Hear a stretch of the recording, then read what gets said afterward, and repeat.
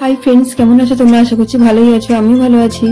বন্ধুরা, আজ রওনা হয়েছি কামারপুকুর জয়রামবাটির উদ্দেশ্যে, আর সঙ্গে যাচ্ছে আমার বান্ধবী। হাওড়া স্টেশন থেকে আমরা 7:25-এর ট্রেন ধরেছি।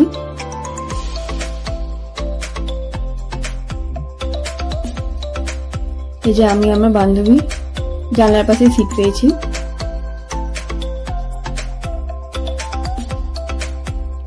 এর আগের ট্রেনটা পেলে ভালো হতো, যেটা 4:22-এর ট্রেন, কিন্তু আমরা ওটা অত তাড়াতাড়ি ধরতে পারবো না, তাই 7:25-এর ট্রেন ধরেছি। এটা তারকেশ্বর স্টেশন। এখানে 10 মিনিটের মতন ট্রেনটা দাঁড়ালো।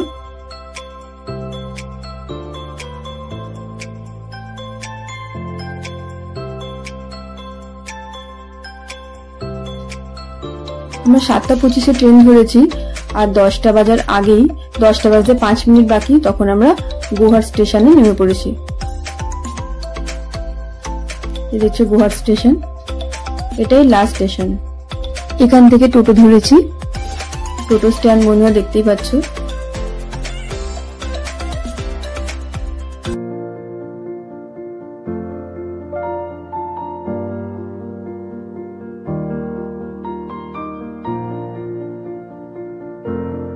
এখানে টোটো ভাড়া হচ্ছে 30 টাকা পার হেড, আর যদি তোমরা রিজার্ভ করে যেতে চাও তাহলে 100 টাকা বা 150 টাকা নিতে পারে। তো আমরা 30 টাকা ভাড়াতেই যাচ্ছি। হাতে টাইম নিয়ে এলে অবশ্যই ভালোভাবে সবকিছু ঘোরা যায়, কিন্তু আমরা একটু তাড়াতাড়ি দেখেছি সবকিছু।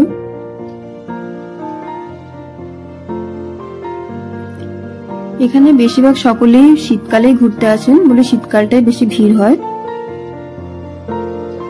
তো আমরা এই জুন মাসে গেছি, তো অতটাও ভিড় ছিল না।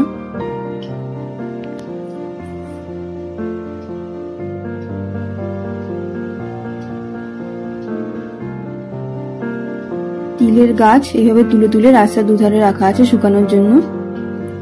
কালো তিল, সাদা তিল।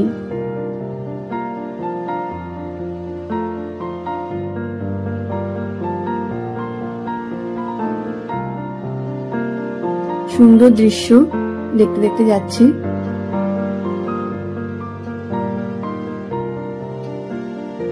ফেরার সময় আমরা 5টার ট্রেন ধরেছি, তাই একটু তাড়াতাড়ি করে সবকিছু দেখতে হয়েছে।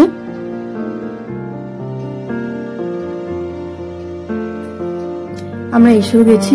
20 থেকে 25 মিনিট টাইম লাগলো। বন্ধুরা, মন্দির খোলার সময়টা দেখে নাও। ভোগের কুপন করে নিয়েছি।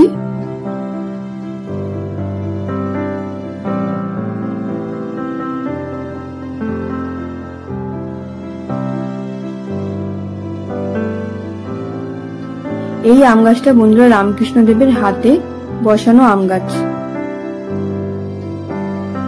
আর আমরা এই সময় গিয়েছিলাম বলেই আমাদের সৌভাগ্যবশত এই গাছের আম আমরা পেয়েছিলাম একটা, যেটা ভেতরে এক মহারাজজি বসেছিলেন, উনি দিলেন।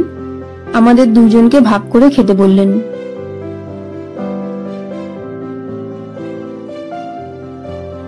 এবারে পাশে এক গলি দিয়ে পরপর সব মন্দির আমরা দেখতে শুরু করলাম। এটা বিষ্ণু মন্দির। এখানে দেখতে পাচ্ছ বিভিন্ন কাহিনী দেওয়া আছে।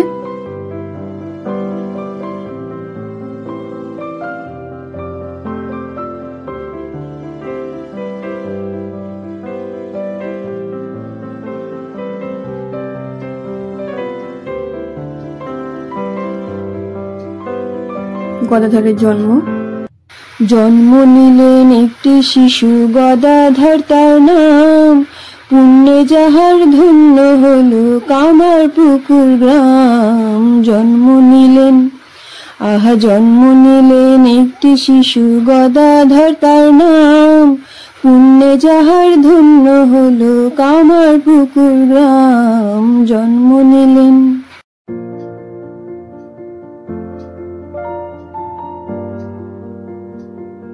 এই মন্দিরগুলো অনেকে টোটো করেও ঘোরে, কিন্তু আমরা পায়ে হেঁটে পরিদর্শন করলাম। এটা গদাধরের পাঠশালা, যেখানে উনি পড়াশোনা করেছিলেন। এর পাশেই লাহাবাবুদের মন্দির।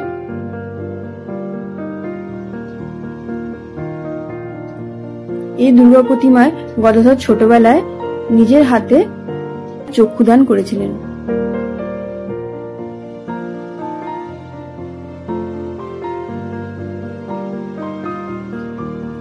এই পাঠশালায় বসে শ্রীরামকৃষ্ণ পড়াশোনা করেছিলেন।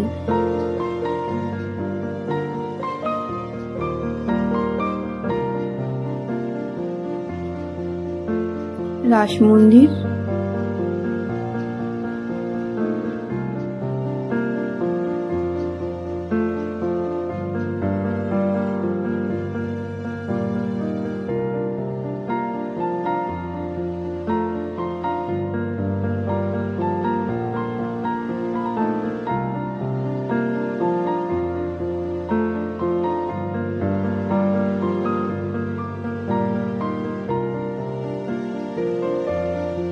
এখানে পরপর সব মন্দির আছে একই গলিতে।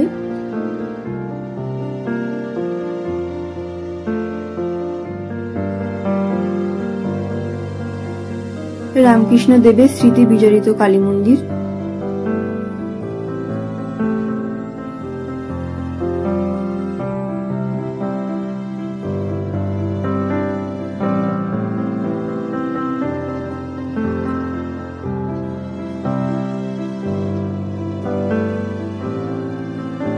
এটাই সেই পুকুর যেখানে রামকৃষ্ণ সারদা মা ব্যবহার করতেন, যে ঘাট,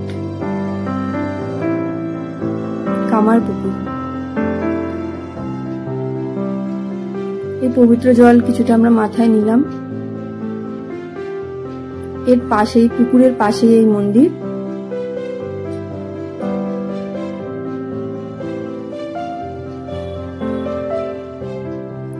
সাড়ে 11টার মধ্যে ফিরে আসতে হবে, কারণ 11:30 থেকে ভোগদান শুরু হয়। ভোগ খাওয়ার পর আবার জয়রামবাটির উদ্দেশ্যে রওনা হলাম। এখান থেকে টোটো রিজার্ভ করে যাওয়া যায়, যার জন্য 100 টাকা নেয়। কিন্তু এই টোটো দাদার সঙ্গে আমাদের আলাপ হলো সৌভাগ্যবশত। উনি অনেক কম টাকায় আমাদের ওখানে নিয়ে গেলেন, তাই জন্য টোটো দাদার ফোন নাম্বার আমি দিয়ে দিলাম আমার ভিডিওতে। দেড়ে গ্রামে যেতে আসতে 20 টাকা উনি ভাড়া নেবেন। এছাড়াও 12টা মন্দির 100 টাকায় পুরো ঘুরে দেখাবেন। জয়রামবাটি সারদা মার মন্দির খুলবে বিকেল 4টে। এর পাশেই আছে সিংহবাহিনী মন্দির। তো এই সিংহবাহিনী মন্দিরে আমরা এসেছি। এখানে আমরা 4টে অবধি রেস্ট নিলাম।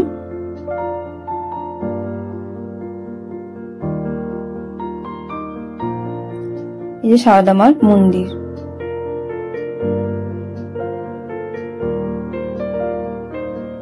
এই রাস্তা দিয়ে সারদা মা রামকৃষ্ণ অনেক হাঁটাচলা করেছেন। বন্ধুরা, এবারে সারদা মার পুরাতন বাড়ি দেখো।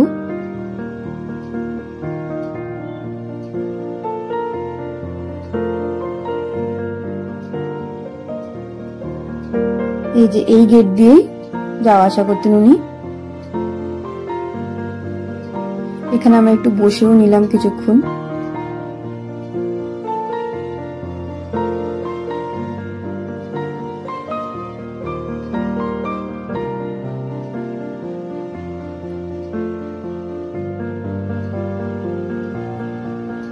এই করতে করতে 4টে বেজে গেল।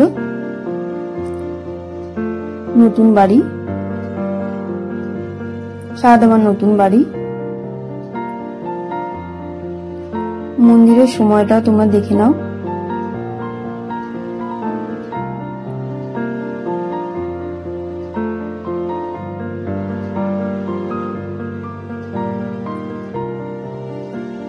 এখানেও ভোগ পাওয়া যায়।